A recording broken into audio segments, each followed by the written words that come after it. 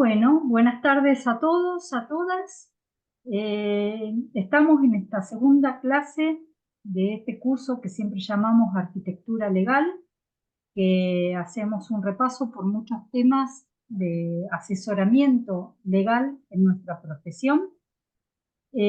Como ustedes saben, al igual que en la clase anterior, contamos con la presencia del doctor Ricardo Terrile, y sepan que concluida la clase de hoy, tenemos dos clases más del curso que van a ser el lunes 24 de junio y el lunes 1 de julio, coincidiendo con el Día del Arquitecto. El lunes 17, que es el próximo, no nos encontramos, sepan que es feriado nacional, por eso el curso queda dividido en dos partes. El próximo lunes no nos vamos a encontrar y retomamos el lunes 24 de junio, ya ahí con el doctor Ángel Garrot, que es otro de los asesores legales, tal como había comentado en la primera clase, asesores legales del Colegio de Arquitectura y Urbanismo. Aquí están preguntando cuál es el link de acceso al Classroom. Aquí no tenemos Classroom, eso lo implementan la gente del CDT en los cursos de higiene y seguridad y en el curso que estamos dando de patologías de la construcción. Pero en este curso de arquitectura legal no implementamos Classroom y no va a haber trabajos prácticos. Simplemente la asistencia y respuestas a consultas. Como siempre les pido, mantengan silenciados los micrófonos y cualquier duda la manejamos por el chat o levantan la mano y cuando el doctor termina su exposición damos curso a las consultas. Al final de la clase comparto el link de asistencia y bueno, y no mucho más por el momento. La clase se está grabando y sepan que unas semanas después de concluido el curso, este curso se sube al canal de YouTube del colegio y lo van a tener a disposición para consultas. Bueno, buenas tardes, doctor Terrile. Buenas tardes a todas, a todos. Gracias, Viviana, por la presentación. Así que si le parece, comenzamos. Comenzamos. Sí, sí. Perfecto. Hola, ¿cómo están? Eh, el lunes pasado estuvimos desarrollando la primera parte de estas conversaciones en torno a lo que denominamos la arquitectura legal, el ejercicio de la profesión. Y comenzamos, por supuesto, no podía ser de otra manera, por la encomienda, por el contrato. Establecíamos la importancia de tener una encomienda. La encomienda transparenta la relación entre el comitente y el profesional. Individualiza al comitente, individualiza la tarea profesional, fija el monto de los honorarios profesionales. Ustedes no deben olvidar que los honorarios están desregulados. La ley 4114, la vieja ley 4114, una ley que tiene más de 70 años, es una ley que en realidad lo que hoy implica, lo que hoy de alguna manera se mantiene, es que el colegio la utiliza para calcular los aportes, pero en realidad los honorarios están desregulados desde la época de Cavallo, desde la época de Menem, en donde todos nosotros, abogados, contadores, médicos, arquitectos, ingenieros, tenemos la posibilidad no de atarnos a una ley arancelaria, sino de establecer nuestros honorarios en función de la tarea y sobre todo en función de nuestros antecedentes, de nuestra capacidad, de la entidad en definitiva que puede tener lo que vamos a encarar en función de esa representación. La encomienda, dijimos en esa oportunidad, también es importante para establecer los plazos. Entonces, yo sugería, no pongan 6 meses, no pongan 8 meses, no pongan 10 meses, a conciencia y sabiendo de que eran plazos imposibles por el régimen de lluvia, por situaciones imprevistas que se puedan presentar, que ustedes van a estar muy, muy ajustados, porque hay un tema que se está planteando desde hace 2 o 3 años en el ejercicio de mi profesión, en la profesión del abogado, que es precisamente la actitud un tanto agresiva, si se quiere, que toman los comitentes, cuando sobre la base de un convenio que dice 8 meses, 10 meses para ejecutar 20 losas, el día siguiente a los 20 meses está exigiendo la obra terminada, concluida, con el final de obra. Por eso la encomienda de alguna manera también nos ayuda a poner dentro de los 24 meses, dentro de los 18 meses y en consecuencia en el dentro de, bueno, una obra que a lo mejor tiene 120 metros cuadrados y que ustedes han calculado en función de las tareas y de otros precedentes que tienen en ejecutarla en 12 meses, no pongan 12 meses, pongan dentro de los 16 meses y van a tener la tranquilidad de poder terminar antes, pero nunca después de esa fecha. Hoy, habiendo conversado en consecuencia en esa primera etapa de todo esto, vamos a hablar de algunas cuestiones bastante particulares. Primero, ¿cuáles son las obligaciones del comitente? ¿Qué se obliga el comitente en un contrato? ¿O qué se obliga el comitente si nosotros, en definitiva, no trazamos esa encomienda? Por supuesto que el comitente tiene la obligación de pagar la retribución. ¿Cómo? Bueno, bajo la modalidad que ustedes adopten. A veces puede ser con un anticipo, a veces por mes, por certificación de avance de obra. Si es llave en mano, evidentemente tiene una característica distinta si ustedes van a hacer una tarea de servicio, es decir, una tarea de conducir, de codificar el proyecto durante un periodo de tiempo, pero evidentemente pagar la retribución es una obligación del comitente. El comitente también tiene la obligación por el Código Civil de proporcionar la colaboración necesaria y recibir la obra. Y el recibir la obra es importante. Tienen que hacer constar, tienen que certificar. Son 4 renglones, no es una cosa, no le estamos pidiendo un acta de 2, 3, 4 páginas, ni mucho menos. Es sencillamente un escrito donde va a decir palabras más, palabras menos.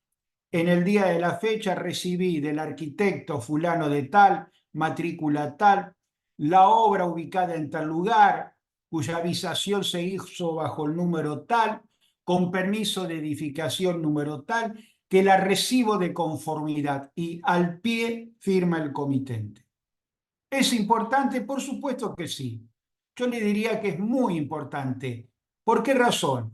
Primero porque en el momento que recibo la propiedad, la obra concluida por ustedes, no necesariamente tiene que ser con el final de obra. A lo mejor el final de obra se posterga porque hay que hacer los aportes definitivos y en ese momento no hay recursos para hacerlo.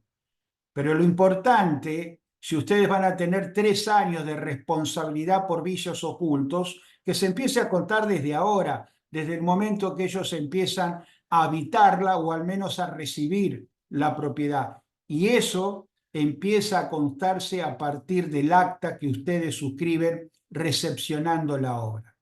Podrían decir, bueno, a ver, el comitente de alguna manera me dice que no quiere recibir la obra y en consecuencia prestar toda la conformidad porque se ha asesorado con otro abogado y el abogado le ha dicho, no, pará, no prestes conformidad a una recepción. Bueno, hace una recepción provisoria.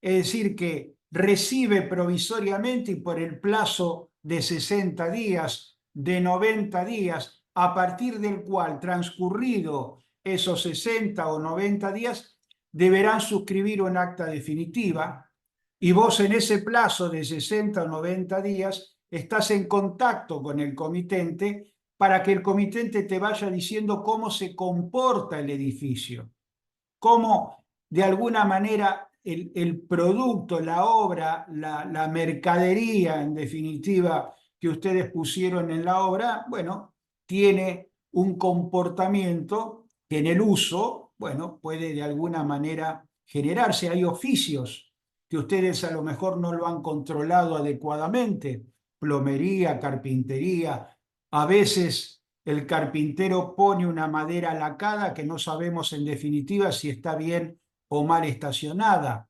A veces el plomero, esperando que nosotros no llegamos, puso un caño que en realidad no tiene las dimensiones para el porcentaje de lluvia que tiene esa zona. Está ocurriendo esta situación. Están utilizando hoy en Funes, en Roldán, cañerías que no resisten la abundancia de lluvia que sabía caer. Este año tuvimos una situación particular con la sequía, pero evidentemente genera a veces una situación que a lo mejor con 60 días en donde en ese plazo van uno y otro, comitente y profesional, siendo testigos de cómo se comporta la obra, al término del cual pueden suscribir un acta final.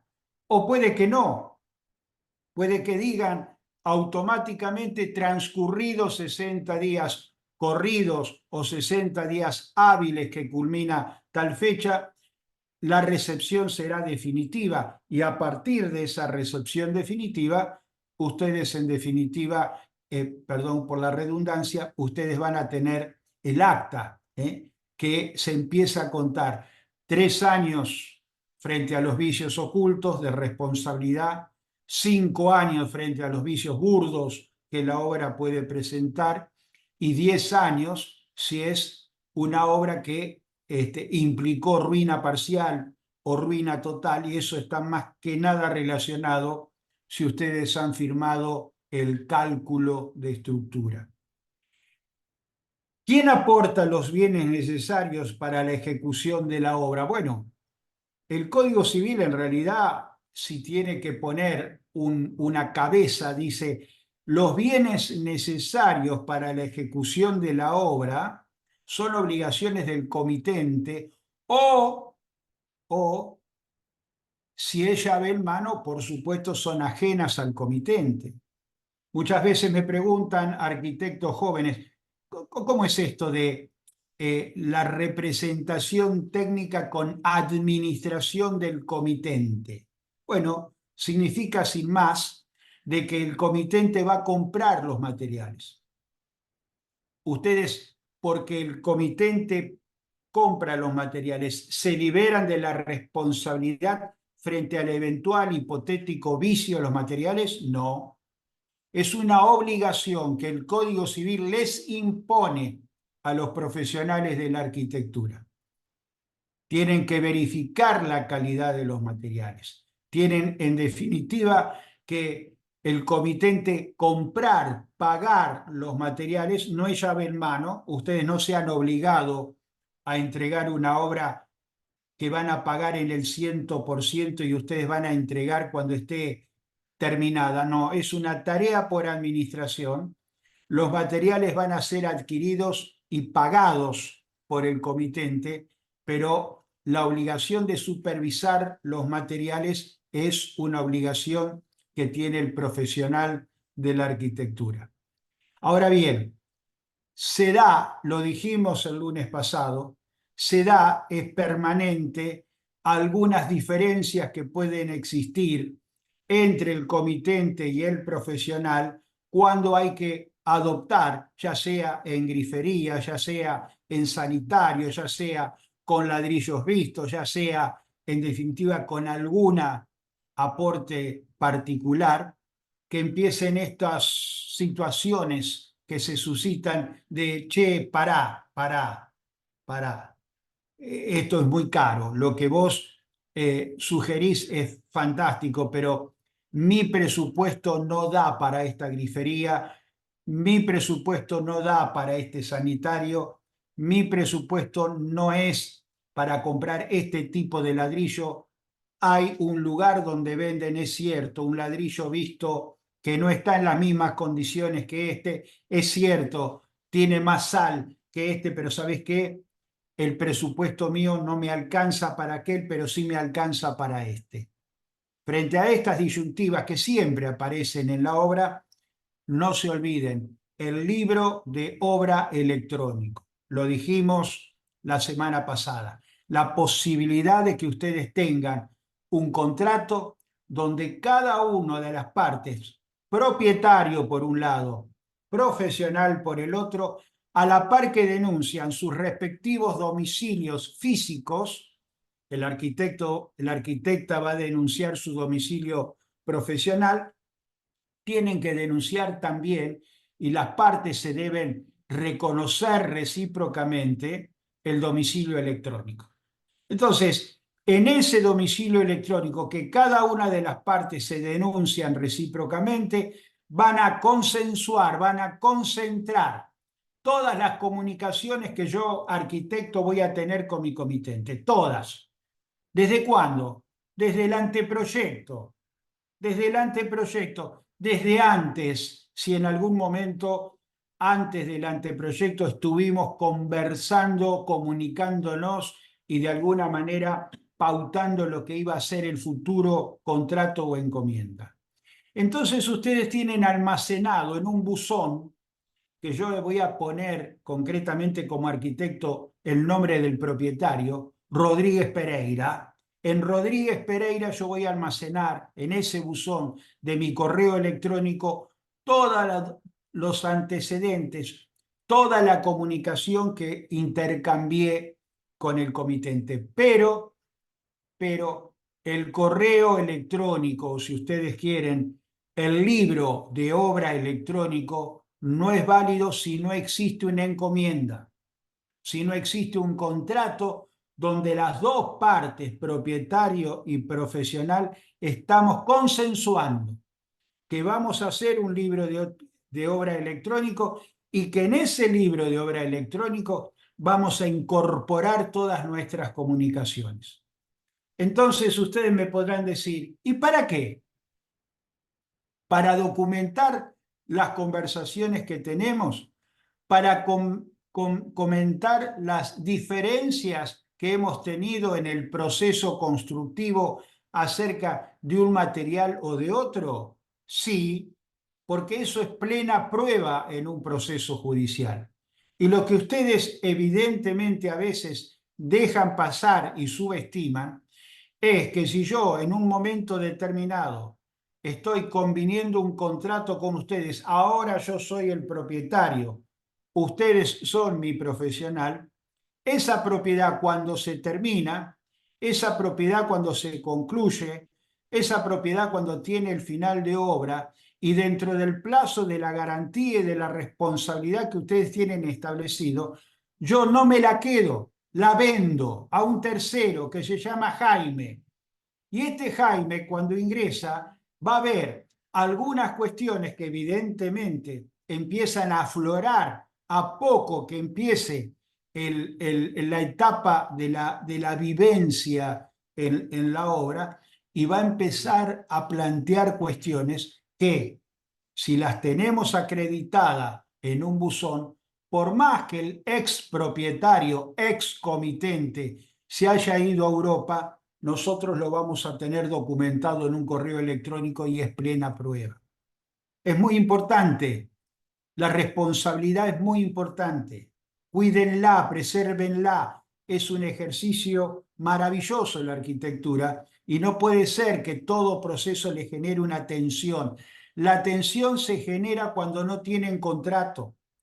La tensión se genera cuando son absolutamente informales. La tensión se genera cuando aparece el negro Rodríguez, el corto Olivera, y en definitiva nadie sabe quién lo contrató. y ustedes dicen, lo contrató el propietario. Yo le dije al propietario, pero el propietario sabe que no lo hizo así, que en todo caso conversó con usted y le dijo, che, ¿vos tenés una mano de obra que labure con vos? Sí. Y aparecieron estas tres personas que han hecho un desastre en la obra y el responsable no es el propietario. ¿Cómo? ¿Por qué no es el propietario? Porque hay una ley y ustedes evidentemente no es la métier, como lo mío no es evidentemente elaborar un plano. Hay una ley que es la ley 22.250. 22.250. Para la gente que tiene hoy la edad mía y que es de mi generación, es una ley de la época de Onganía, 1967. Esa ley, que seguramente no por el número ustedes la deben tener presente, es la ley de la construcción. Es la ley de la construcción, es la ley que precisamente establece lo que son los certificados laborales, lo que de alguna manera genera esta ley, que nunca se derogó, una situación muy particular que está establecida en un artículo, no se los voy a decir, no tiene sentido, no lo van a recordar, pero es un artículo que está diciendo que, escuchen bien, el propietario comitente que no hace de su tarea habitual la construcción, repito, el propietario comitente que no hace de su tarea habitual la construcción, Terrible es abogado, yo no soy constructor, no soy responsable por la mano de obra. Por eso la UOCRA viene contra los arquitectos y arquitectas. Uno le puede decir, che, pero está el propietario que es más solvente. Sí, pero la UOCRA sabe que ese propietario no es responsable frente a la mano de obra por una ley federal que está en un orden de jerarquía que pisa nuestra constitución provincial, pisa nuestra legislación provincial, pisa las ordenanzas municipales, es decir, tiene una supremacía que se impone en todas y cada una de las provincias. De tal manera que tenemos determinado el precio, tenemos establecido el tema del correo electrónico y, por supuesto, el propietario podría establecer en un convenio que él va a comprar los materiales. ¿Es una tarea de la arquitectura la administración? Algunos profesionales de la arquitectura están convencidos que sí. Algunos visadores, por no decir todos, pero la mayoría de los visadores están convencidos que la tarea por administración es una tarea de la arquitectura. Es más, se van a enojar en el colegio conmigo. Muchas veces colegios de distrito que dicen, no, no, tu tarea es proyecto, responsabilidad técnica y administración a cargo del comitente. Y la responsabilidad de la administración a cargo del comitente no es una tarea de la arquitectura. Es una tarea de mandato. Yo estoy cobrando como arquitecto, yo estoy cobrándole al propietario para ocuparme de elegir el material, de pedirle al corralón determinada mercadería, sea arena, cal, lo que fuere, para sugerirle en algún momento, mirá, esta es la grifería, este es el sanitario. Es una tarea de mandato. Ahora, si la hago, la cobro. Y está muy bien que la denuncie en el colegio de arquitectos cuando denuncio mi tarea profesional. Pero ¿qué pasa si no la desarrollo? Hay un caso que nosotros tenemos hace muchos años, que es el caso Camp, de Camp y Berca. Camp, con muy buen criterio, el arquitecto Camp dijo en un momento determinado en el colegio, yo denuncio la tarea de proyecto y responsabilidad técnica. No, no, no, arquitecto, también tiene que denunciar la responsabilidad de la administración. No, no, yo no la hago, la hace mi contador, la hace el gerente de Can y Berca, yo no hago esa tarea. Yo hago sencillamente la decodificación del proyecto en la obra. Yo no hago, no pido material, no pido mercadería, eso lo hace mi empleado. Tenemos una sociedad que se llama Cam y Berca. Y tiene razón, y eso fijó un precedente. Yo me tuve que en un momento resistir contra determinados visadores técnicos que no entendían por qué mi oposición. Es una tarea de mandato, no es una tarea como la dirección de obra, como la responsabilidad técnica, como el cálculo de estructura, donde necesitas incumbencia profesional. Por eso que cuando me dicen a mí muchos arquitectos y arquitectas, no, bueno, yo lo puse al propietario como responsable técnico. ¡Qué barbaridad! ¿Cómo va a ser el propietario? ¿Es arquitecto, es ingeniero, es técnico? No, no, no, es contador, es abogado. ¿No tiene incumbencia profesional? ¿Qué estás diciendo? ¿Cómo va a ser un propietario que no tiene incumbencia profesional? Es como si en un escrito judicial se presentaran ustedes sin la firma de un abogado u operaran sin ser médicos. Entonces, hay cosas que evidentemente ustedes tienen un déficit que yo se lo señalo permanentemente ya. Hay 4 decanatos con los cuales he hablado durante los últimos 20 años, señalándole qué importancia que tiene en el último año de la carrera un taller.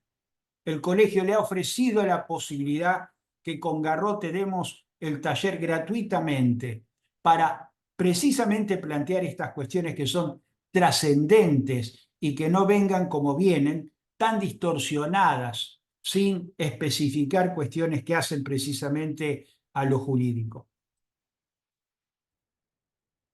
¿Cuál es la responsabilidad ahora del constructor? Hablamos de la responsabilidad del comitente. La responsabilidad del constructor responde al comitente y al adquirente de la obra por los daños que comprometan su solidez. El constructor es responsable por los daños que comprometen su solidez. Ustedes me dirán, bueno, pero tengo una situación. ¿Cuál? En la obra, el que construyó, el negro Olivera, el sobrino del negro Olivera, el tío del negro Olivera, el ahijado del negro Olivera y un muchacho que lo acompaña desde hace unos años. Son totalmente insolventes, absolutamente insolventes. Entonces, frente a esa situación de insolvencia, ahí ustedes van a tener un problema que si no hicieron contrato, y vuelvo a machacar con este tema, es absolutamente impropio que en una etapa de la inteligencia artificial ustedes todavía sigan con los recibos usuarios. No me canso de decirlo. Pagan semanal, quincenalmente, con unos recibos que compran en una librería en plena etapa de la inteligencia artificial. Yo se los advierto, permanentemente se los advierto. Ahora, todos los abogados que viven de la arquitectura viven por la informalidad de los arquitectos, no por otra cosa.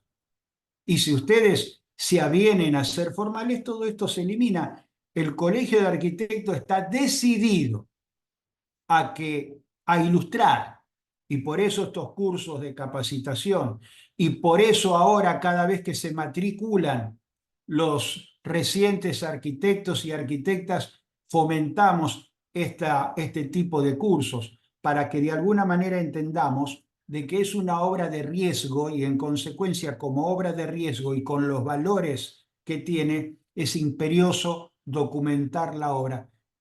No se necesita para documentar la obra mucho papelerío. Es sencillamente una encomienda. Y ahí viene el otro planteo. ¿No hay modelos de encomienda, doctor? No, no hay modelos de encomienda porque hay tantos matices en una obra.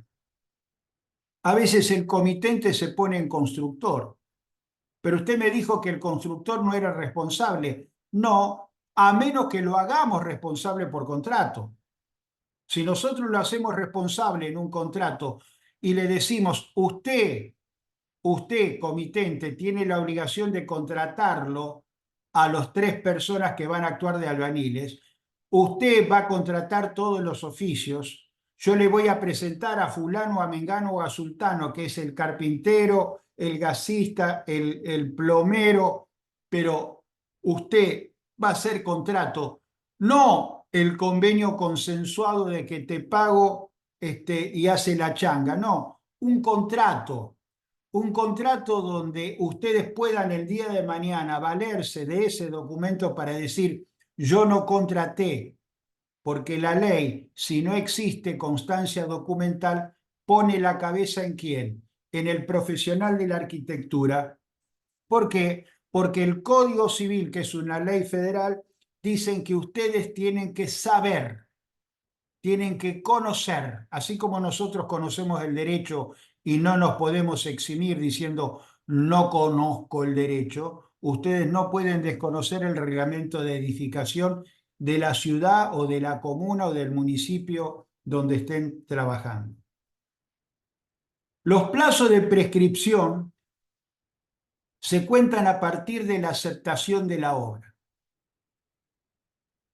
Y si antes de la aceptación de la obra ocurrió que estaba el final de obra y no se incorporó porque es un PH, y en el PH, una vez que está el final de obra, tiene que ponerse a trabajar el agrimensor, hacer la descripción de ese PH, cuáles son los espacios comunes de uso común, cuáles son los espacios comunes de uso exclusivo, cuáles son los espacios propios, para una vez establecer los porcentajes que cada uno de los copropietarios de los diferentes departamentos van a tener en el PH, pasárselo al escribano, para que el escribano en definitiva haga la escritura traslativa de dominio.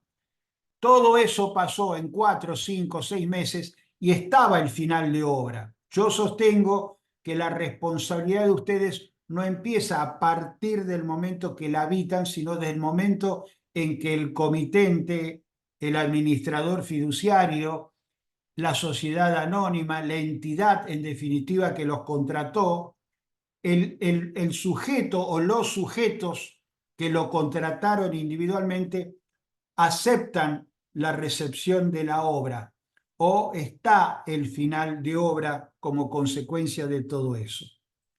Ahora bien, ¿el constructor se puede eximir de esa responsabilidad? Sí. ¿En qué casos? Igual que la de ustedes. ¿Cuáles? Si se libera el constructor, al igual que el profesional, si existe una incidencia de la causa ajena, una imputación de causa ajena. Lo dije el lunes pasado, lo repito ahora porque es un ejemplo, si se quiere, más burdo y de fácil comprensión. Si yo hice el diseño de la biblioteca, pero no construí la biblioteca, y la biblioteca que ejecutó, que construyó el carpintero, la madera está mal estacionada y todos los estantes empiezan a doblarse, yo no soy responsable. Yo diseñé, yo no hice la carpintería. Eso se llama imputación ajena. Voy a invocar que yo no lo hice. Para eso, por supuesto, tengo que valerme frente a una tercera persona, que es el juez, que interpreta la relación contractual. Señor juez, yo no hice la carpintería. Acá está, este es el contrato que el comitente propietario hizo con el carpintero Juan Nieto. Es decir, son elementos que juegan y tranquilizan en un proceso constructivo. Por eso hay cuestiones que están vinculadas a la responsabilidad profesional de la que nosotros hablábamos el lunes pasado. Por ejemplo, no es causa ajena, ustedes no pueden sacárselo de encima al vicio de suelo. No pueden, sí pueden en realidad. No pueden sacarse de encima el vicio de suelo si el suelo está mal compactado, si existe en definitiva un sinnúmero de situaciones que hacen de que ese suelo no es propicio para la construcción.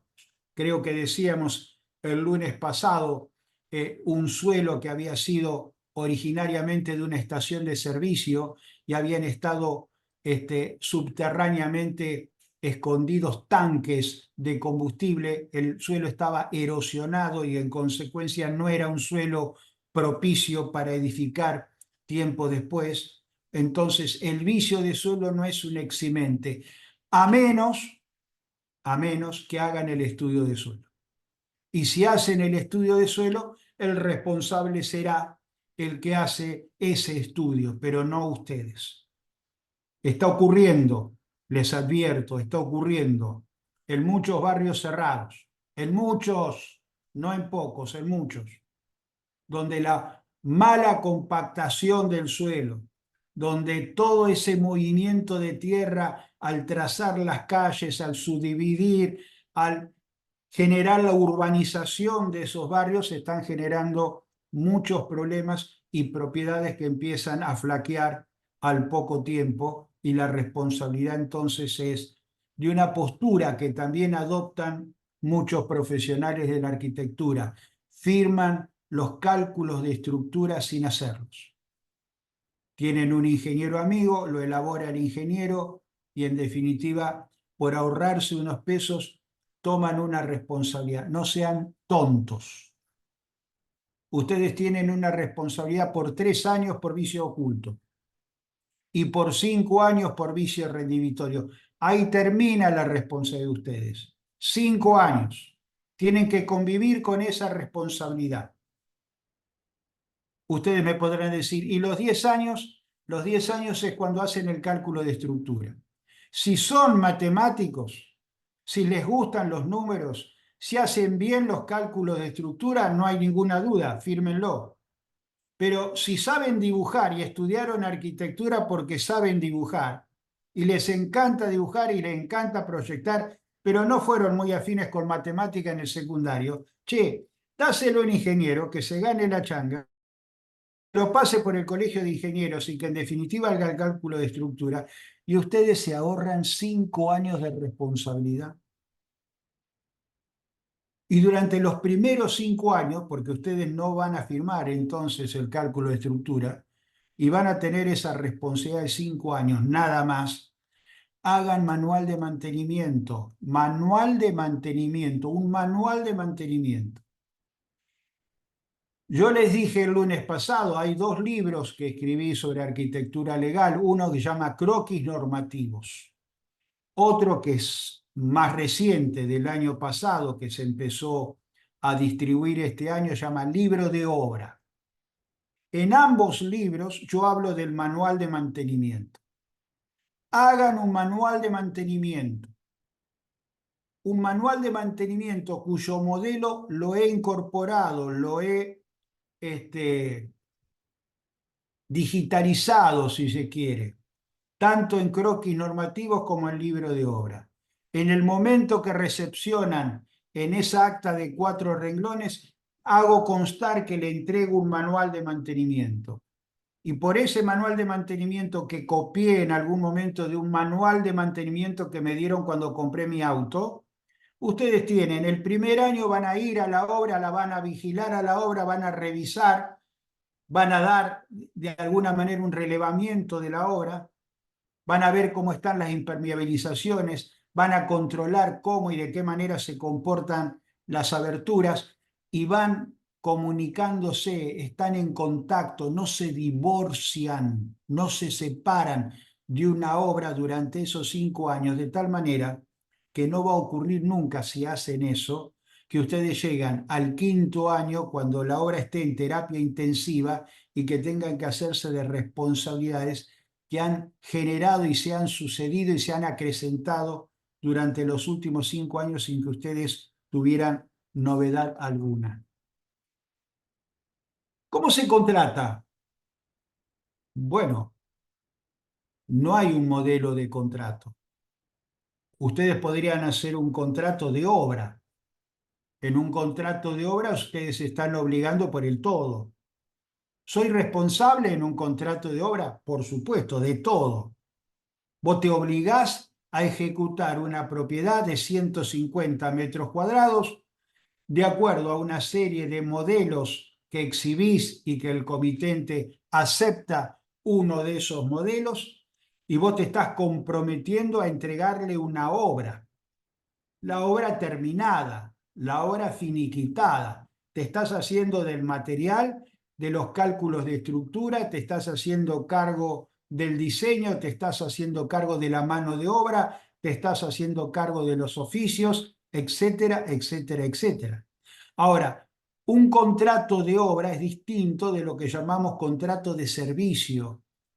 El servicio, en definitiva, es cuando vos no prometés un resultado. Cuando vos contratás a un abogado, los abogados tenemos contratos de servicio. Yo no te prometo un resultado. Yo estoy convencido que vamos a ganar el juicio. No te puedo decir vamos a ganar el juicio. Lo diré como una especie de voluntad, de intencionalidad, pero no puedo, sería irresponsable decirte, pueden aparecer un sinnúmero de situaciones.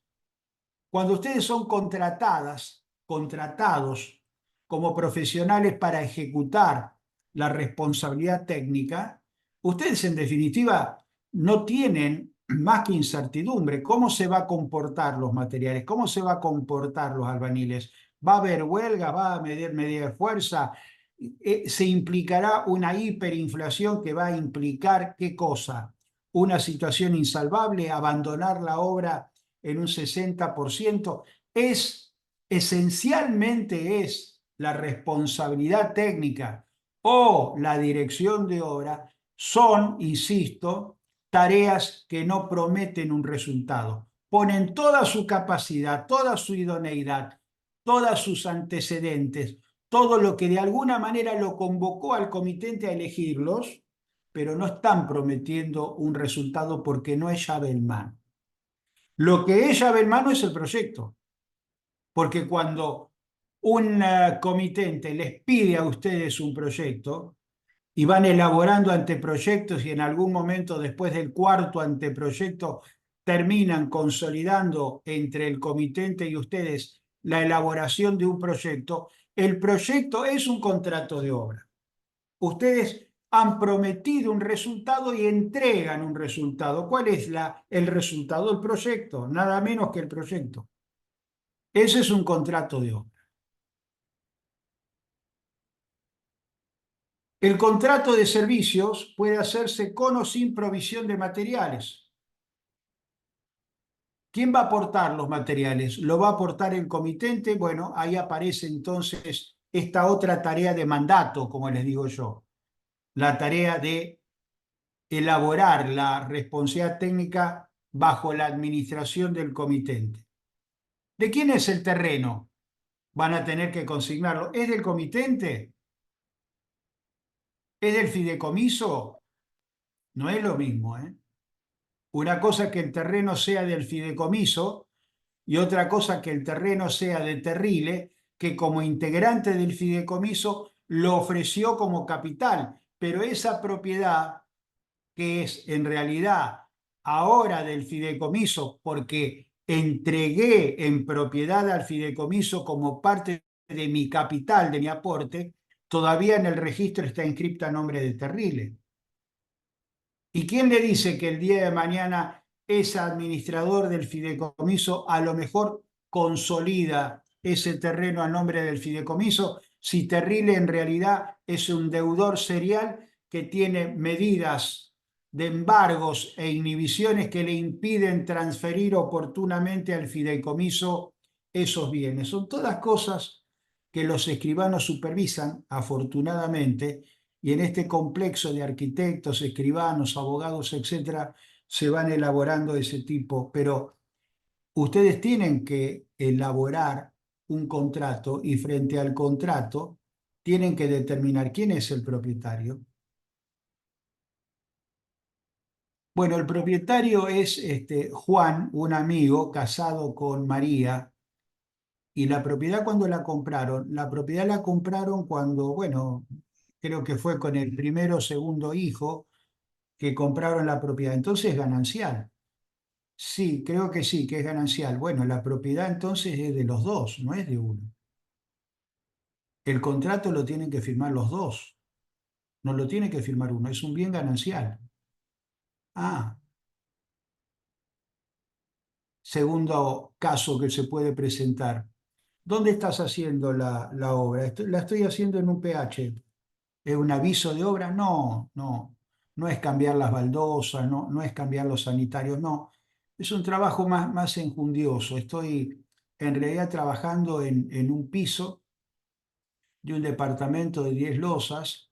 Estamos haciendo un interesante trabajo. Lo que eran las cocinas la estamos llevando al ala oeste, lo que era toda la que parte de baños y demás también la estamos mudando, estamos ampliando los dormitorios, estoy creando un escritorio, una obra importante.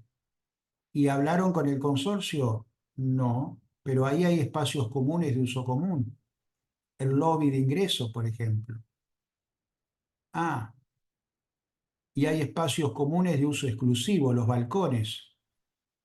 Estás cerrando un balcón, por lo que veo en el proyecto. Si hablaste con el administrador, estás cambiando la estética del edificio.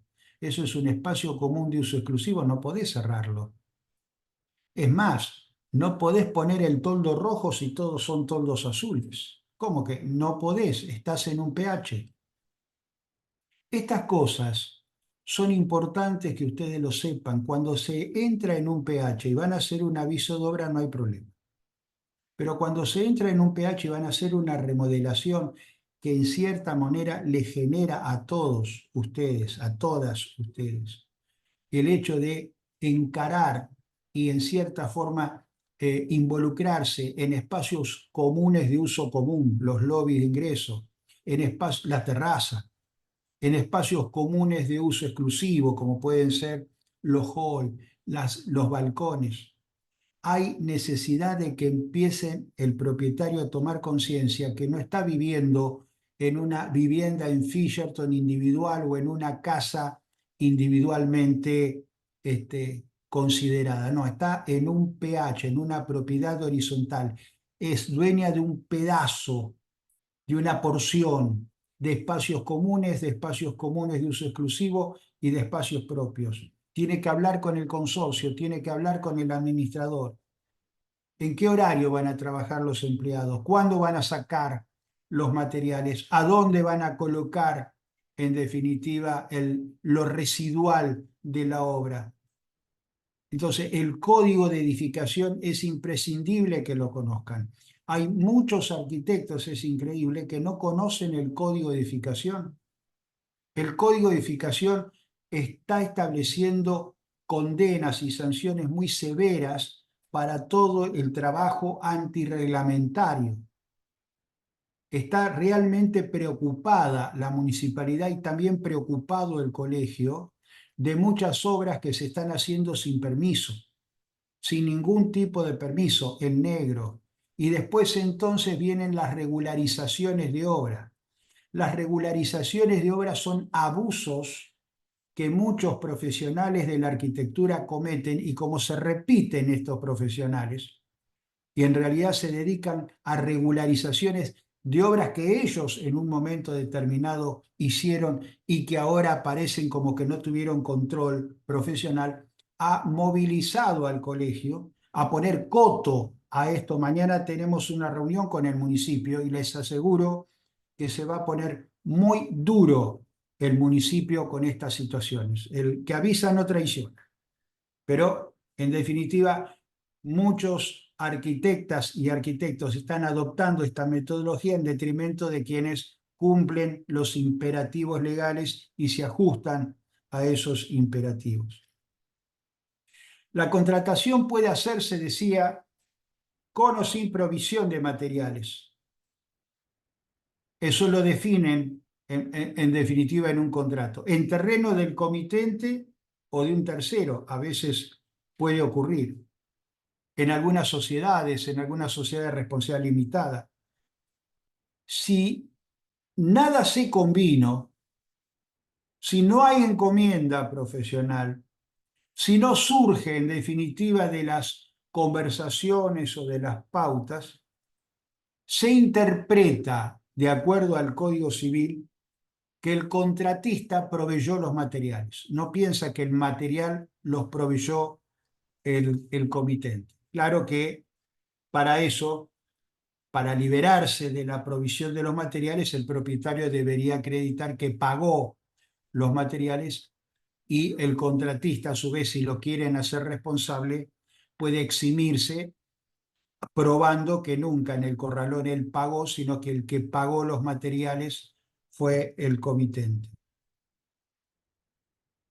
Hay un tema que es muy interesante,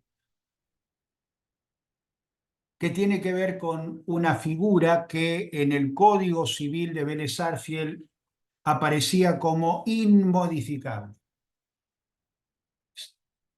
Hace unos 9 años atrás, antes de la vigencia de este Código Civil, que comenzó a estar vigente en agosto del 2015, se me decía, ¿se puede variar el proyecto? No, la propiedad intelectual. Si vos sos el autor del proyecto y el día de mañana, con un 30, un 35% del avance de obra, el comitente te expulsa o se ponen de acuerdo y te vas y en consecuencia la relación se corta y el comitente busca otro profesional, lo incorpora, hace el trámite al colegio, hace el trámite ante el municipio, incorporó a la obra al nuevo arquitecto, el nuevo arquitecto quiere modificar el proyecto anterior. Puede, antes no podía si no era con autorización de, no puede.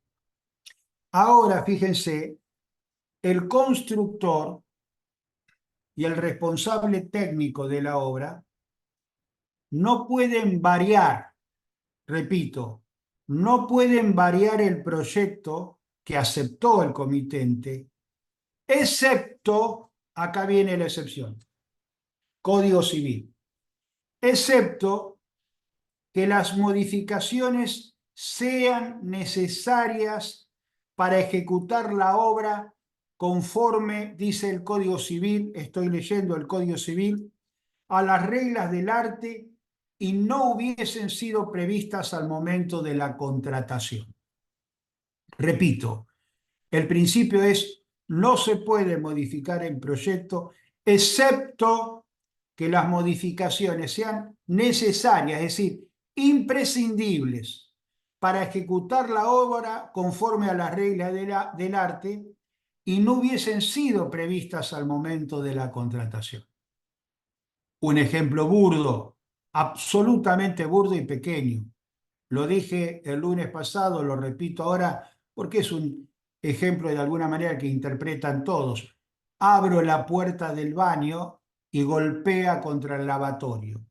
Eso es un vicio del proyecto.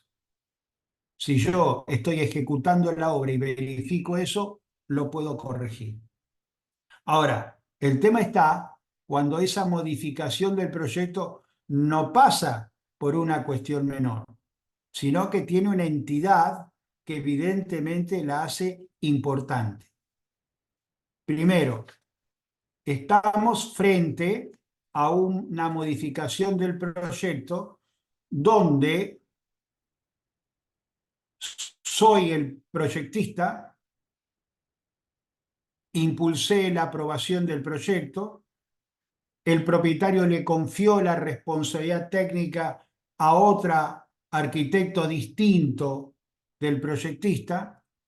El proyectista en consecuencia ya está, él cobró sus honorarios, tuvo los permisos de edificación y ahora el que está al frente de la obra es un responsable técnico con un constructor que perciben en un momento determinado la posibilidad de modificar el proyecto porque el propietario, que tuvo un buen negocio y en consecuencia le ingresó un dinero, está planteando la posibilidad de ampliar el proyecto y de modificar lo que era una habitación, transformarla en escritorio y llevar a otra ala de la propiedad 2 habitaciones más. Entonces, en ese caso, dice el Código Civil, leo, debe comunicarse al comitente por medio fehaciente. ¿Qué es el medio fehaciente? La carta documento. ¿Es el único medio fehaciente? No. El medio fehaciente es la carta documento y también el acta notarial. Lo que pasa es que el acta notarial es muy cara. Hay que buscar un escribano, llevarlo al escribano. El escribano tiene en consecuencia de viva voz para que lo escuche el comité. Es un engorro total. De tal manera de que y son caros. Si no son escribanos o escribanas amigos, en realidad terminan siendo carísimos. Lo que hay que hacer ahí es una carta documento, que hoy por hoy creo que está en los 700, 800 pesos, una carta documento, y de alguna manera esa carta documento es un documento fehaciente. ¿Por qué? Porque frente al correo y frente a la ventanilla tenés que firmar la voz y te van a pedir el documento de identidad.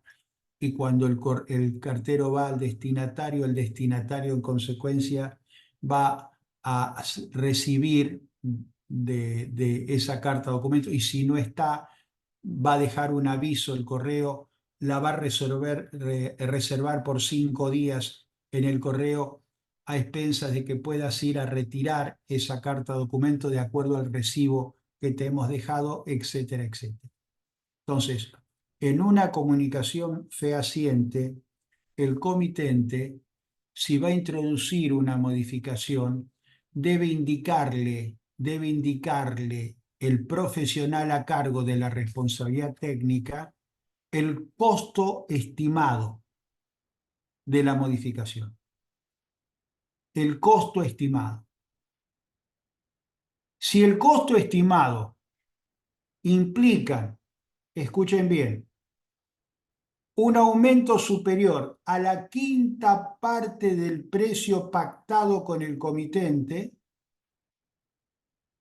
repito, si las variaciones del proyecto que introduce el responsable técnico o el constructor implican un aumento superior a la quinta parte del precio pactado con el comitente puede liberarse diciendo no es mucho, puede liberarse, puede sacarlo al constructor sin costos, sin indemnizaciones, sin, en definitiva, la posibilidad que se puedan generar acciones de daños y perjuicios, etcétera. Sí, sí. Esa es una gran modificación, una importante modificación del Código Civil y Comercial.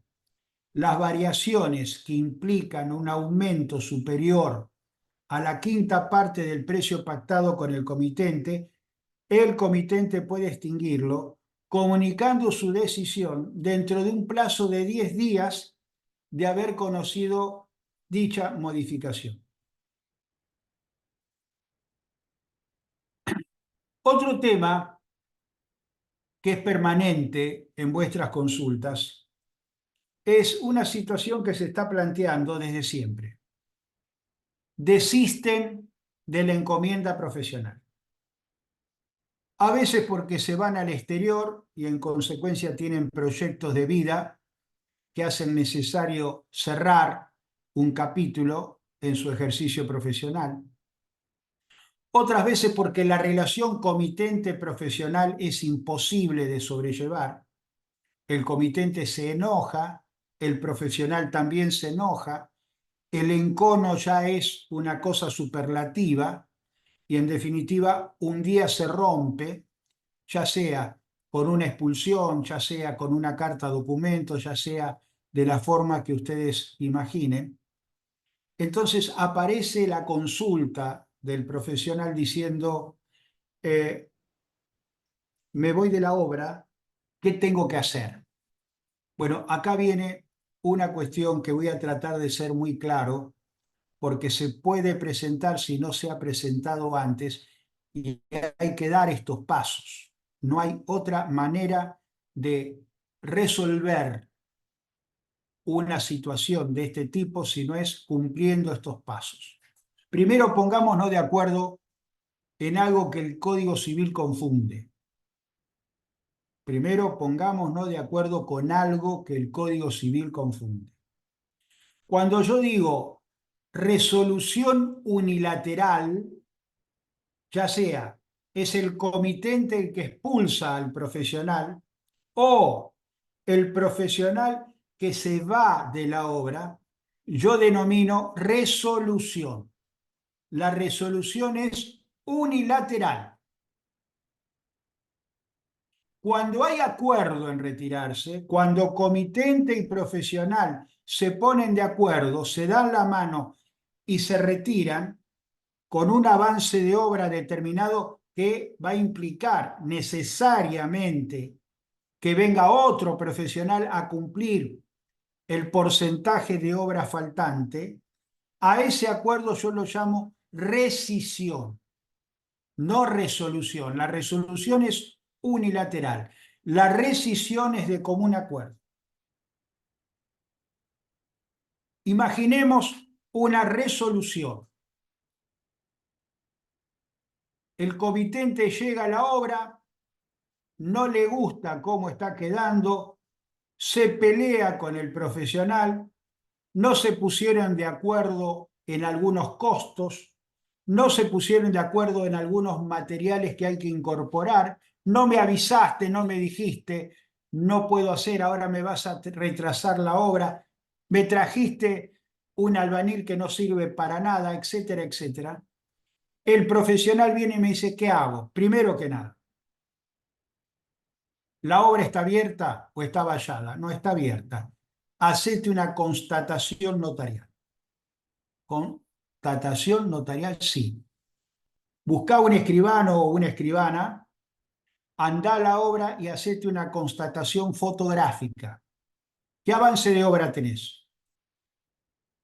Y yo calculo un 40%. Bueno, entonces, hace una constatación notarial, sacá fotografías, 30, 40 fotografías, las que describan todo lo que has hecho, desde los cimientos hasta ese 40% que vos estimás de avance de obra, y lo vas a fotografiar. ¿Por qué?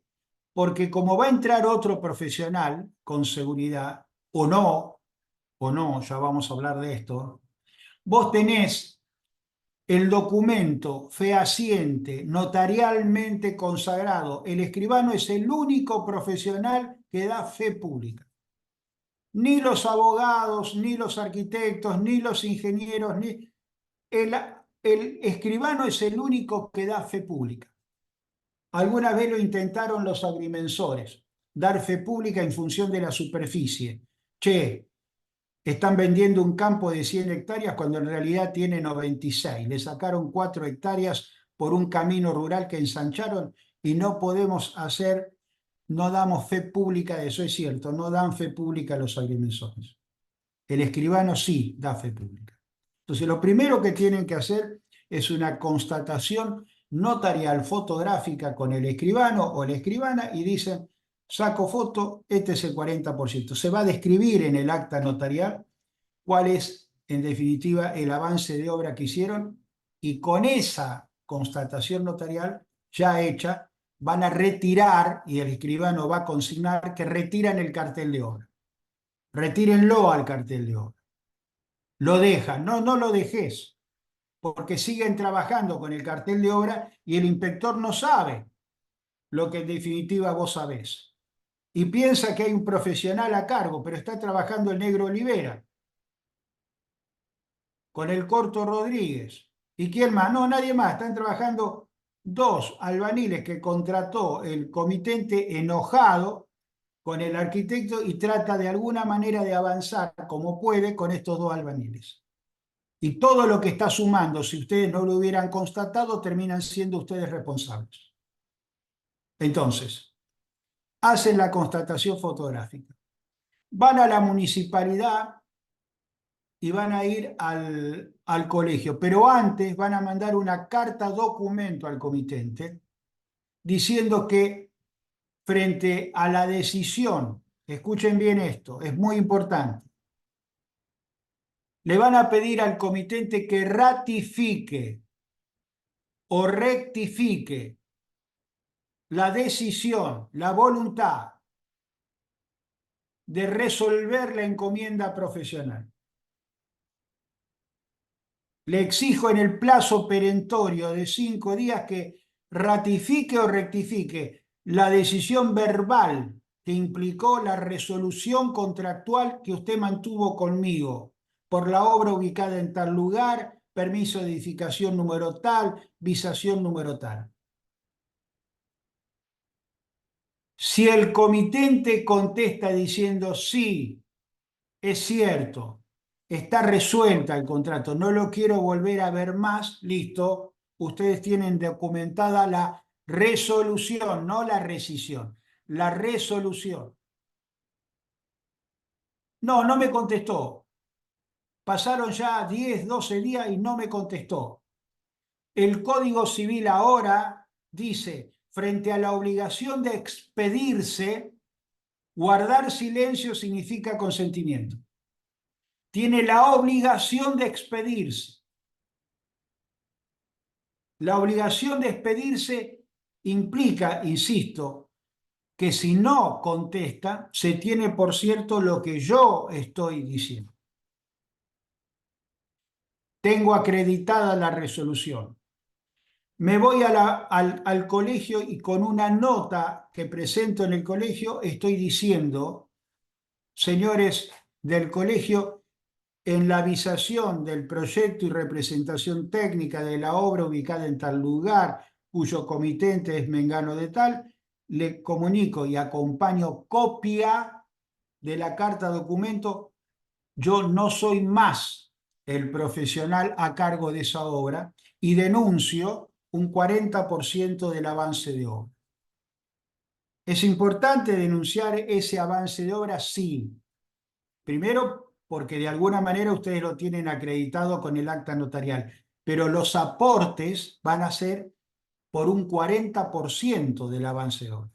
100% el proyecto, 40% del avance de obra. Se ahorran en materia de aportes el 60%. Van a ir a la municipalidad y van a ir al municipio y van a decirle exactamente lo mismo, pero le van a agregar a eso que yo les dije. ¿Qué? ¿Qué le van a agregar? Le van a agregar a la municipalidad. Le exijo al municipio, a través de obras particulares, en el marco de las disposiciones del Código de Edificación, que le intime al comitente que en el plazo de 10 días designe un nuevo profesional bajo apercibimiento de paralizarle la obra. Repito, le va a exigir al municipio que nombre un nuevo profesional, le va a intimar el municipio al comitente, designe un nuevo profesional porque su profesional a cargo ya no está formando parte de la responsabilidad técnica. Le damos 10 días de acuerdo al Código de Edificación y si dentro de los 10 días usted no designó a ese profesional que va a asumir la representación técnica, le paralizamos la obra. No puede haber una obra en proceso sin responsable técnico, no puede. Y para ustedes es una garantía de que no va a haber personas sin supervisión técnica avanzando con los avances de obra, porque después viene, claro, el bendito tema de que quieren la regularización. No, es una obra nueva, no hay regularización para eso. La regularización es para la obra que no tuvo nunca, en definitiva, supervisión técnica, o una obra que a lo mejor se terminó hace 20 o 30 años y que quedó inconclusa. Entonces, estas son cuestiones muy trascendentes. Pero hay una cosa más. Hay un artículo, yo sé que ustedes no son amigos de los artículos, es el artículo 1261. Los abogados decimos el 1261. Hablamos así los abogados, tenemos nuestro léxico, el 896, el 1140, bueno, este es el 1261. Y el 1261 dice, palabras más, palabras menos, lo siguiente. Cuando el comitente propietario resuelve la encomienda sin causa. Cuando dice sin causa quiere decir no por mala praxis, dice directamente sin causa. Debe pagarle, debe abonarle al arquitecto o arquitecta la totalidad del contrato más un plus por la expectativa creada. Más un plus por la expectativa creada. ¿Y cuál es la expectativa? Bueno, a mí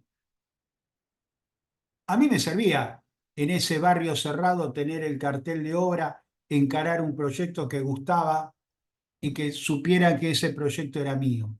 Ahora lo saqué, no lo tengo más, pero esa persona que en un momento me despidió pura y exclusivamente por una situación en la que no tiene razón, bueno, esa decisión de separarme de la obra genera el 1261. El comitente debe pagar los gastos, los trabajos realizados y la utilidad presunta que hubiera podido obtener, dice el Código Civil, más la utilidad presunta que hubiera podido tener.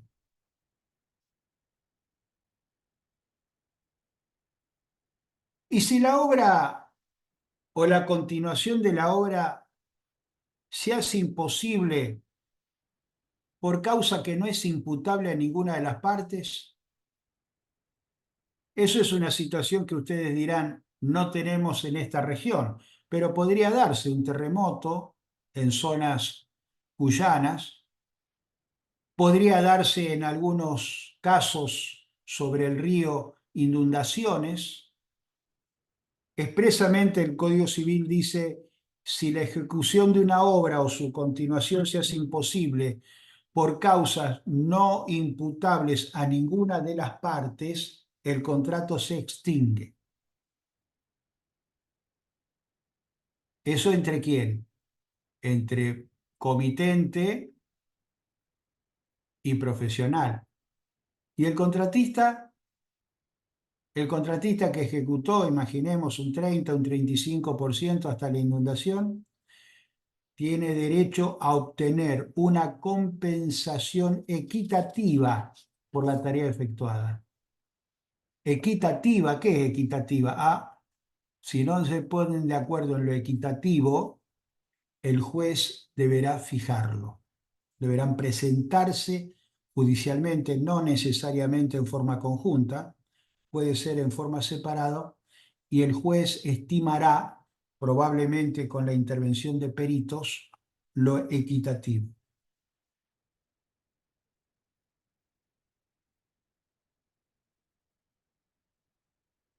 El Código Civil también establece la destrucción o deterioro de la obra por caso fortuito antes de la entrega. Estas son situaciones que raramente se dan. Destrucción o deterioro de la obra. Estamos hablando de una obra que se viene abajo por un caso fortuito, ya no por un problema de cálculo de estructura, sino por circunstancias fortuitas. Bueno, ahí hay que ver el caso concreto, si el contratista proveyó los materiales, si no proveyó los materiales, si los materiales fueron comprados por el propietario, si esos materiales que compró el propietario fueron resistidos por el profesional, en fin, plantea una serie de situaciones en donde evidentemente son muy comunes o muy, diríamos, complicadas de alcanzar todos los matices. Eh, Hay un tema interesante, ya para ir terminando, con la extensión de la responsabilidad. Usted, doctor, habló de la responsabilidad del comitente en determinadas situaciones, por ejemplo, el pago del 1261. Habló de la responsabilidad del proyectista frente a una obra donde abre la puerta, como dijo, del baño y golpea contra el lavatorio. Habló de la responsabilidad del responsable técnico frente a una situación de mala praxis. Ahora, imaginemos que hay una obra que se terminó y se está comercializando. ¿Quiénes son responsables de esa obra que ahora se está comercializando? El Código Civil tiene un capítulo donde habla de la extensión de la responsabilidad. Yo, antes de seguir, quiero decirlos, porque seguramente ustedes me habrán escuchado hablar mucho del Código Civil y Comercial. Hablo permanentemente del Código Civil y Comercial. ¿Por qué? Y en esto tengo que dar un poco una introducción muy pequeña, muy pequeña.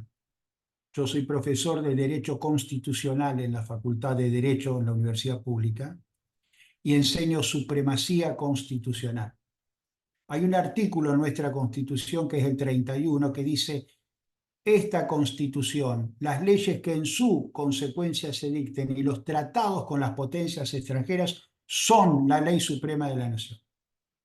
Y evidentemente la ley del Congreso es suprema, suprema sobre todas las constituciones provinciales, suprema sobre todas las legislaturas provinciales, suprema sobre todas las ordenanzas municipales, suprema sobre todas las disposiciones de las comunas, suprema sobre las resoluciones del Colegio de Arquitectos. Es decir, en ese orden de subordinación, las leyes no pueden alterar el texto constitucional, no pueden alterar los contratos internacionales, no pueden alterarse.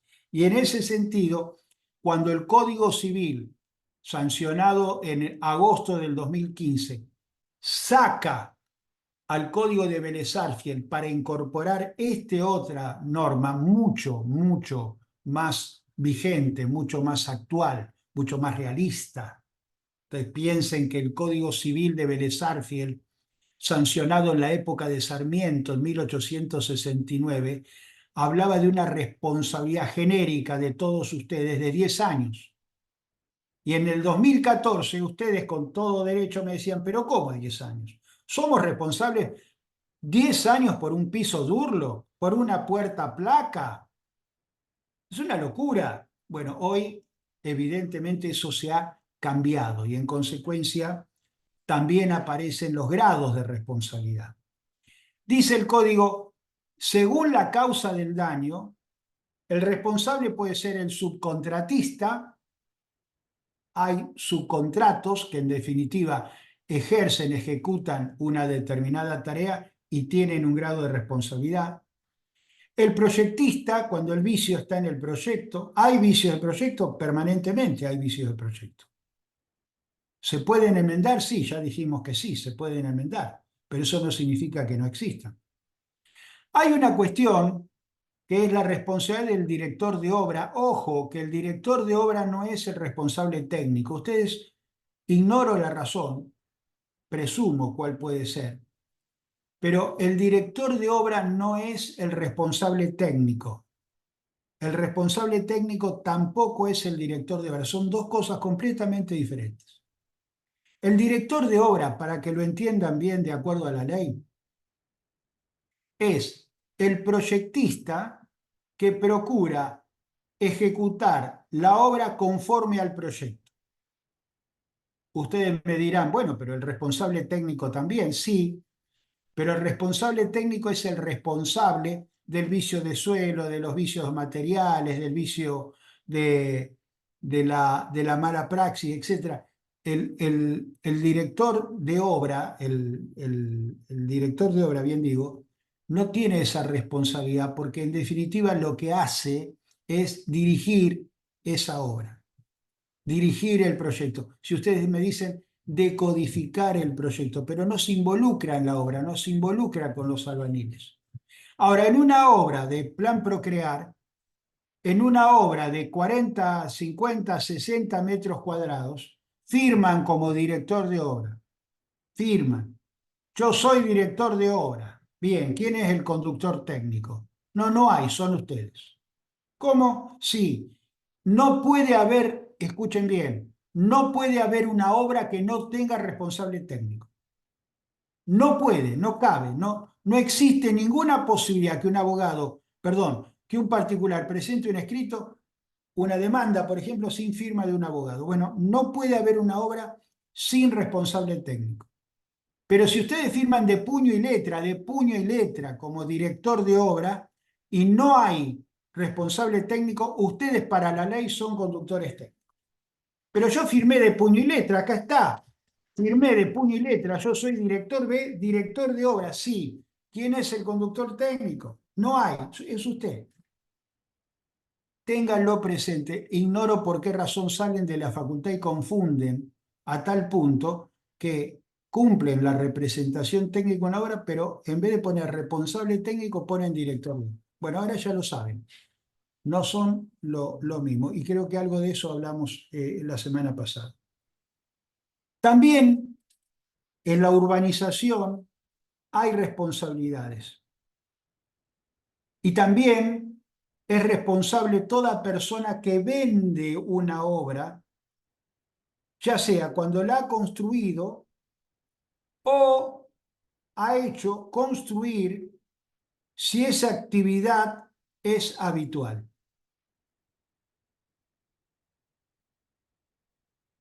Imaginemos una obra ejecutada por una empresa que se llama Terrile Constructora.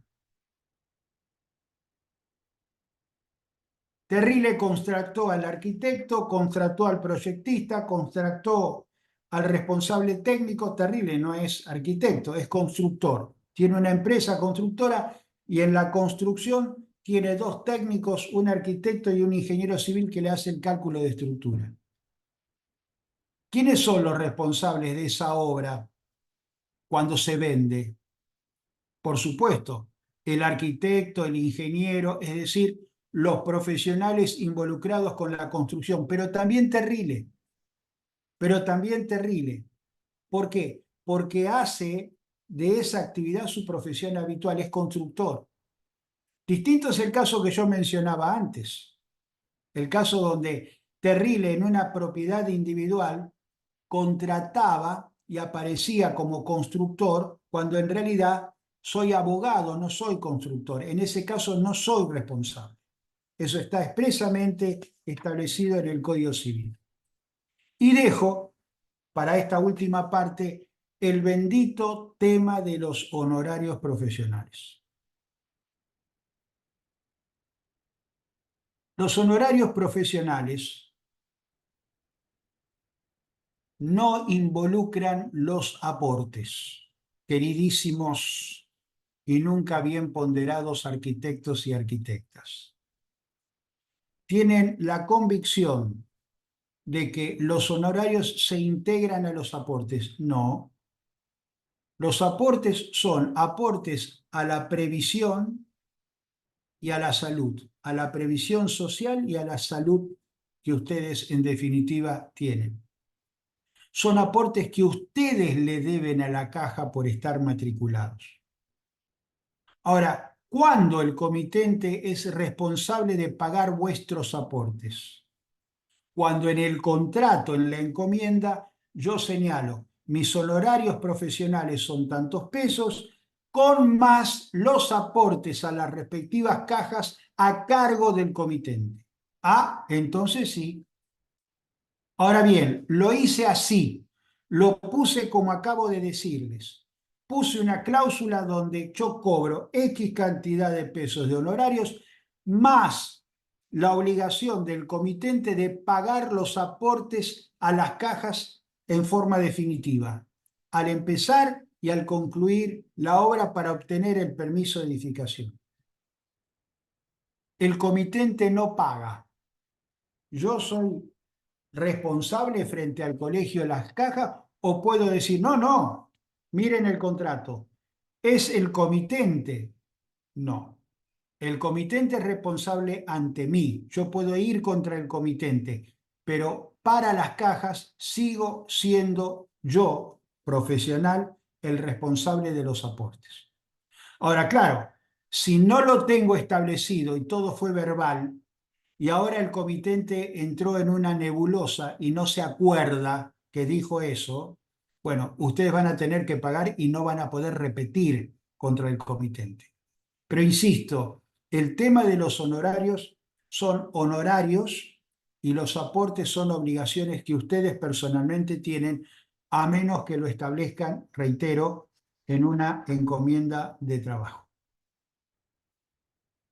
Si te parece, Viviana, lo dejamos así y abrimos este compás de preguntas que a veces son mucho Sí, más. doctor. Ya hay algunas que supongo que escuchándolo, algunas ya deben estar con su respuesta saldada, digamos, pero bueno, yo las voy repasando. Quiero saber si el contrato entre cliente y profesional tiene que ser ante escribano.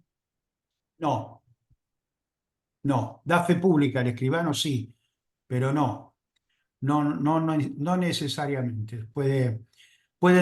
Si quieren certificar la firma sin costo de escribano, van al tribunal, las dos partes, y certifican la firma frente a un oficial notificador en tribunales.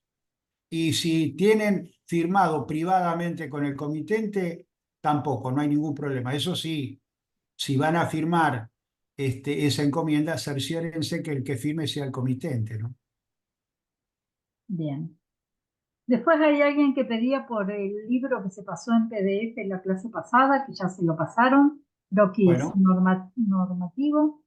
bien. Y aquí Maricel pregunta, aunque hagamos un contrato o un registro electrónico donde se acrediten todas las decisiones del cliente con las que no acordamos, evidentemente podemos evadir responsabilidad por la compra de materiales o contratación de mano de obra no calificada que realiza el cliente. Si hay un contrato donde ustedes establecieron las respectivas obligaciones de documentarlo todo en un libro de obra electrónico, si hay un contrato entre el comitente y los albaniles, ustedes se liberan.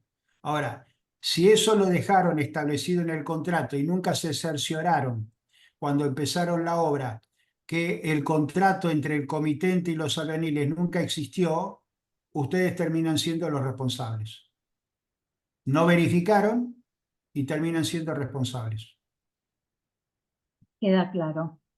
Aquí Eduardo pregunta, si el propietario no quiere pagar el estudio de suelo, ¿se puede dejar documentada la decisión alegando imputación ajena para No, deslindar la no, responsabilidad? no tomen la obra.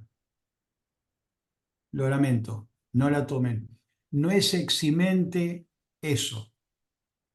El código es tremendamente, ¿cómo le puedo decir? No quiero decir la palabra autoritario. El código en ese sentido dice, no se acepta que un arquitecto pueda decir en materia de suelo, no, yo no soy responsable porque el comitente no quiso contratar el estudio de suelo. No, no es eximente para el código, no es eximente. Si un propietario frente a un estudio de suelo no lo hace, y ustedes de alguna manera tienen sospechas en estos momentos, bueno, no voy a dar nombres, pero hay determinadas comunas que están teniendo grandes problemas en ese sentido por todo lo que es el movimiento de tierra y la voracidad que tienen algunos municipios y comunas de sumar y sumar y sumar con una velocidad impresionante. Yo lamentablemente, si algún colega de ustedes viene y me pregunta, yo le digo, mire, no lo tome. Y si lo toma, hágase cargo. No hay manera de que judicialmente yo pueda defender a un profesional el día de mañana donde la obra se cayó, que pueda argumentar ese pretexto. No hay manera. Bien. Aquí Maricel vuelve a preguntar, si un profesional renuncia con la obra en un 25% aproximadamente, haciendo todo el trámite correspondiente, ¿el profesional entrante puede modificar el proyecto si se lo solicita el comitente? Únicamente en el caso que yo le mencioné antes, pero en realidad debería pedir autorización porque el proyecto sigue siendo propiedad intelectual. No le da al arquitecto que entra, cuando se está ejecutando el proyecto, competencia y facultades para modificar el proyecto si yo no lo autorizo. Lo que debería hacer ese arquitecto, si quiere introducir esas modificaciones, es cerrar mi expediente, presentar obra nueva y aprobar un nuevo proyecto, pero no pueden tocar mi proyecto. Bueno, aquí Carlos dice muy claro y didáctico como siempre. Eh, Cecilia, no, Cecilia, el libro que se pasó en PDF no es el libro de obra. El libro de obra no está en PDF aún. ¿Cómo? No, el libro de obra, este último que usted escribió, no está en Sí. PDF aún. Ah, bueno, pregúntenle al Claro. colegio. Yo doné mi propiedad El que se pasó intelectual es al el libro colegio. anterior. Bueno, si se pasó el libro anterior, hablen con Rubén Palumbo. Yo mañana lo voy a ver, le voy a hacer esta situación, pero no van a tener ningún problema, porque yo doné la propiedad intelectual de ese libro y no va a haber, estoy convencido, no va a tener ningún inconveniente ni Ariel ni Rubén de ponerlo A disposición, sí. electrónicamente. Sí, claro, porque hoy imprimir ese libro es muy caro. Ponerlo al servicio de todos ustedes en forma electrónica es mucho más barato. Claro. No, no van a tener inconvenientes. Si aquí Alejandro pregunta, si armo un libro de obra y el comitente no lo firma nunca, ¿tiene alguna validez? ¿Cómo no va a firmar el libro de obra si es electrónico? No sé, no le entiendo. ¿No firmó el contrato? No sé, si en tal Alejandro, caso ¿está quiere Alejandro? aclarar Alejandro, Claro.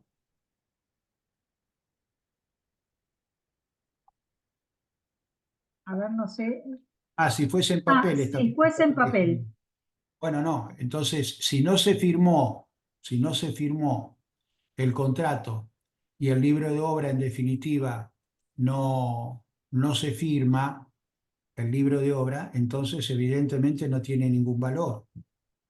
El libro de obra unilateral, el libro de obra que yo pongo todo lo que hago, pero la otra parte no aporta, un libro de obra tiene que ser electrónico, un libro de obra físico es un libro que lo hemos dejado porque se aja, se rompe, uno sabe si dejarlo en la obra, se lo damos al capataz, no se lo damos al proyectista, se lo damos al negro Rodríguez, lo trae, se lo olvidó, un libro físico, precisamente es un libro que tuvo enormes inconvenientes para ser elemento de prueba y por eso esto del libro de obra electrónico tiene esa importancia que está en la computadora de cada uno. Es más, en los contratos que yo estoy haciendo últimamente, algunos colegas de ustedes, se exige, el profesional exige que en cada uno de los contratos que el comitente haga con el constructor, con los oficios, etcétera,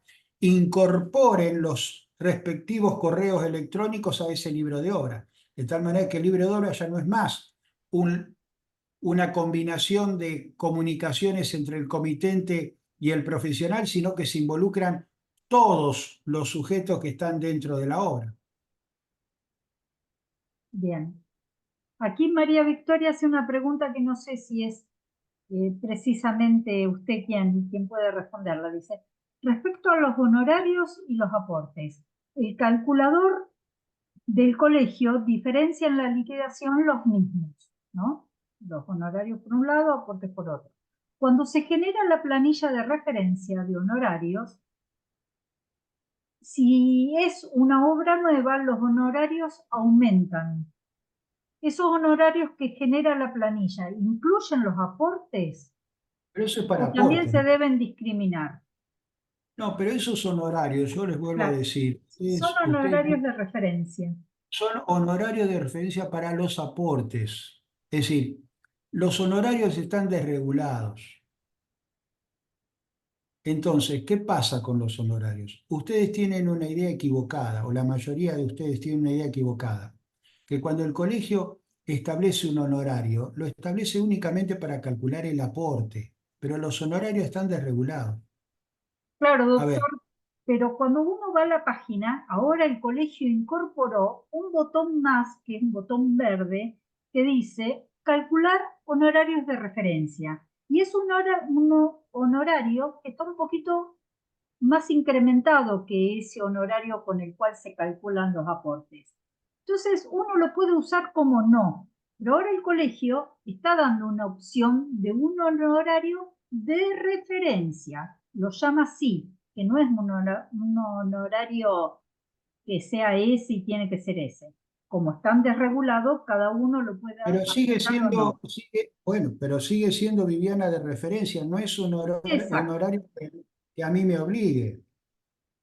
No es un honorario que a mí me obligue a consensuar ese monto con el comitente. Si uno tiene 40 años de la profesión de la arquitectura, ha encarado obras importantes en todo el país. Imaginemos, ya fallecido, un Mario Roberto Álvarez, no está atado a un honorario de No, referencia. Bueno, claro. entonces, el honorario de referencia es pura y exclusivamente como un cálculo estimativo en función de, pero Ujú, insisto, no alcanzan a interpretar de que el honorario de referencia no lesiona el honorario como desregulación. Es para el cálculo específicamente de los aportes.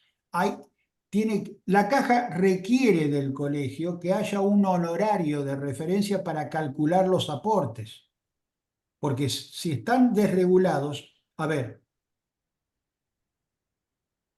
esta es otra cuestión que está pasando, no quiero dilatarlo mucho, pero para que ustedes de alguna manera perciban algunas cuestiones que atravesamos a los abogados. No le voy a dar un caso de arquitectura, le voy a dar un caso de derecho. Los honorarios están desregulados. En consecuencia, yo me presento con una sucesión. La sucesión de la persona fallecida son 10.000 hectáreas de campo. Los herederos son 4 personas, 4 hijos. Ahora, yo voy a decirle a la caja forense que he cobrado simbólicamente un peso porque soy amigo de los chicos. ¿Los aportes lo tengo que hacer sobre un peso? Ese caso que yo le estoy mencionando se presentó hace 6 años, se presentó. Un abogado dijo, yo cobré simbólicamente un peso. Entonces, la caja apeló la decisión, luego fue a la Corte Suprema y la Corte Suprema hace 6 años que tiene un caso en donde se plantea precisamente si frente a la desregulación de honorarios podría darse una situación de este tipo. Imaginemos ahora esto llevado al plano de la arquitectura. Un arquitecto dice, cobré simbólicamente por el proyecto un peso y es una obra que es Puerto Norte. La caja se va a quedar quieta diciendo, tengo que pagar los aportes, aportes patronales, los aportes de salud y tengo que pagar un montón de arquitectos que se han jubilado sobre la base de que cada uno de los profesionales venga y denuncie un valor simbólico imposible. Bueno, el valor de referencia es más que nada dirigido a las cajas para calcular el aporte, pero no es un valor que ustedes tienen que tomar. Si lo quieren tomar, tómenlo, pero es el valor de mínima que puede tolerar la caja, si se quiere. ¿Eh? Tomémoslo así, interpretémoslo así. bien. Aquí piden si por favor puede aclarar la prescripción entre 3 años y 5 años, la diferencia. Los vicios ocultos son 3 años. ¿Qué son los vicios ocultos? Un propietario entra en una propiedad y al cabo del año ve manchas de humedad. ¿Las vio cuando ingresó? No, estaba todo recién pintado, pero hay un problema evidentemente de cañerías. O en el techo visualiza de que las rejillas son muy chicas y no pueden contener esas rejillas, ni mucho menos el diámetro de los caños, la cantidad de agua y encima son esos proyectos que son cajones, no son a dos aguas, son cajones y se hacen piletas en los techos. Vicio oculto, la humedad, se descascaran las paredes, entraste con el auto y se rompe el cemento porque no tiene los hierros suficientes, en una pileta de natación no pusieron la estructura necesaria y en consecuencia se encuentran con que el agua irrumpe y de alguna manera agrietó toda la pileta, vicios ocultos. El vicio redivitorio es el vicio burdo. Por ejemplo, si ustedes suben a la terraza, vamos a seguir hablando de la terraza, en el momento que están entrando en la obra y ven que hay baldosas que están hechas unos globos, producto de que han hecho mal las juntas, eso es un vicio burdo que se ve, que se visualiza. Bueno, ese es un vicio redivitorio. Hay 5 años, en definitiva, en la responsabilidad. Si yo entro en una obra y veo que las escaleras, no me entra el pie en la escalera, están mal hechas porque no respetan los centímetros, no sé, en realidad ustedes me sabrán decir, pero yo me encuentro a veces en las propias obras públicas con escaleras que yo que calzo 46, entra, el taco queda afuera prácticamente, voy en puntas de pie. Entonces, esos son vicios burdos, vicios que se ven, vicios que se visualizan. Para eso, para arreglarlos, hay 5 años. Entonces, yo recibo una obra y no digo nada. El arquitecto me apura y firmo de conformidad. Pero a poco que voy habitando la obra, me estoy dando cuenta de vicios que son burdos, que aparecen permanentemente. Las pizarras mal colocadas en los techos, las tejas mal colocadas, no subí al techo, pero empiezo a visualizar esos problemas que no son ocultos, están a la vista. Lo que pasa es que no me percaté. Bueno, tengo 5 años. Bien. ¿Vicio burdo es lo mismo que vicio aparente? No, no. El vicio burdo es un vicio ostensible. El vicio aparente, como su nombre lo indica, da la impresión de, no sé, hay que averiguar. Entonces, tengo que buscar la manera de verificar si efectivamente existe o no. Pero son sutilezas, son vicios. Bien. ¿No hay otra consulta? ¿Quieren, antes de cerrar, aprovechar este momento? ¿Alguna otra inquietud? Sepan que yo ya compartí el formulario de asistencia en el chat de la reunión. Bueno, le agradezco, Viviana, le agradezco a Bueno, todos y a todos los arquitectos. Realmente paso un buen momento explicándolo, es parte de mi vocación, ¿eh? Me bueno. encanta la arquitectura legal. Gracias, muy amable. Bueno, Buenas ya noches. empezaron los agradecimientos, doctor, así que muchísimas gracias Gracias a usted. por brindarnos toda esta información. Esta es una tarea del colegio. Muchas gracias. A todos los presentes, bueno, nos volvemos a encontrar el lunes 24 de junio a las 18:30. Muchísimas gracias. Buenas noches a todos. Buenas noches, doctor.